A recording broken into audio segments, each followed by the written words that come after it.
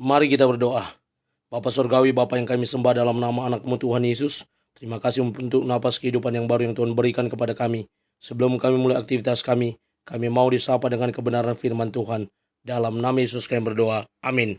Sapaan rohani buat kita pada pagi hari ini, Minggu 21 Mei 2023. Saya ambil dari kitab 2 Samuel pasal yang ke-22 ayat yang ke-7. Demikian kesaksian firman Tuhan. Ketika aku dalam kesesakan, aku berseru kepada Tuhan. Kepada Allahku aku berseru, dan Ia mendengar suara dari baitnya. Teriakku minta tolong masuk ke telinganya. Tuhan mendengar seruan umatnya.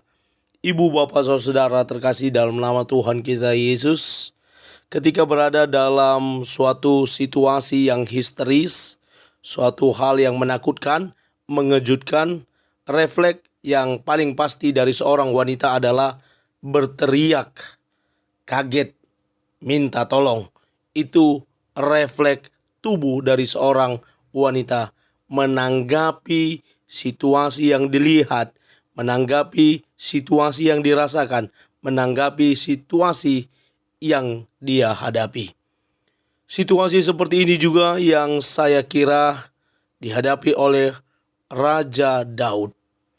Sebelum dia bangkit menjadi raja, dia adalah seorang gembala yang menggembalakan kambing domba dari ayah dan ibunya. Lalu setelah dia mengalahkan Goliat, atau sebelumnya dia juga sudah diurapi menjadi raja. Bahkan pengurapan yang dilakukan oleh Samuel termasuk salah satu hal yang tidak menganggap Daud yang layak untuk diurapi secara kasat mata manusia. Sehingga ketika Samuel datang, dia pilih yang mana kira-kira dilihat. Dan Isai pun ayahnya hanya membawa abang-abangnya Daud yang diajukan untuk diurapi. Daud tidak termasuk salah satu dari kandidat yang ditentukan. Ibu, bapak, saudara, dalam perjalanannya ketika dia diurapi, dia diberkati oleh Tuhan. Sehingga ketika dia berhasil mengalahkan Goliat, dia selalu dipakai oleh Saul untuk bermain kecapi, untuk menenangkan hati Saul ketika Saul mengalami hal-hal yang tidak mengenakan. Bahkan ketika menjadi prajurit yang sudah menang perang kemanapun, Daud selalu menang, tapi Saul menjadi iri. Pengejaran yang dilakukan oleh Saul kepada Daud menunjukkan betapa dia iri hati terhadap Daud. Tapi Daud tidak pernah melawan.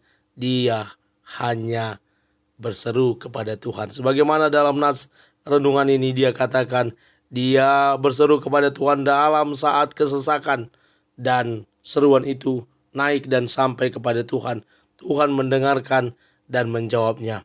Alexis Carrel berkata, doa adalah seruan kesusahan, permintaan akan bantuan, nyanyian kasih. Santo Agustinus Hippo berkata, berdoalah seolah-olah semuanya bergantung pada Tuhan. Bekerjalah seolah-olah semuanya bergantung pada Anda.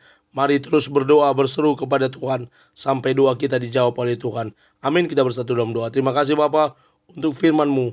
Mampukan kami menjadi pelaku kebenaran firman Tuhan. Dalam nama Yesus kami sudah berdoa dan mengucap syukur. Amin. Selamat beraktivitas, selamat beribadah nantinya. Tuhan Yesus memberkati. Shalom.